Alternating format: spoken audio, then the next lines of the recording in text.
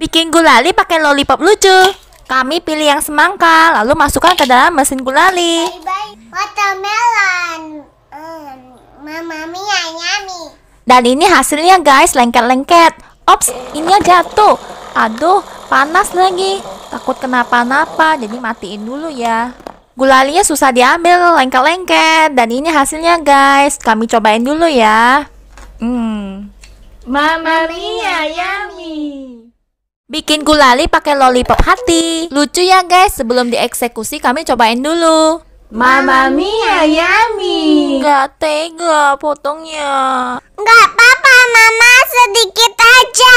Oke, kita potong secuil aja. Kami sedih, tapi bohong. Hasilnya lengket-lengket dan sedikit guys. Walaupun teksturnya keras, tapi rasanya sih. Mama mia yummy. Bikin apa lagi, guys? Bikin gulali pakai lollipop. Lucu-lucu ya guys, bingung pakai rasa apa. Kuning aja.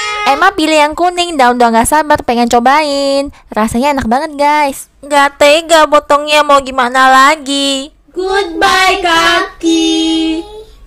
What color is this? Red. What color is this? Orange. What color is this? Blue. Good job. What color is this?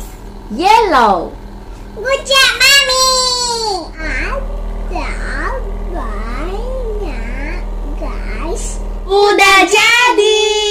Mari kita coba. Teksturnya itu keras, tapi kalau rasanya itu Mama mia yummy. Oh, guys. Bikin apa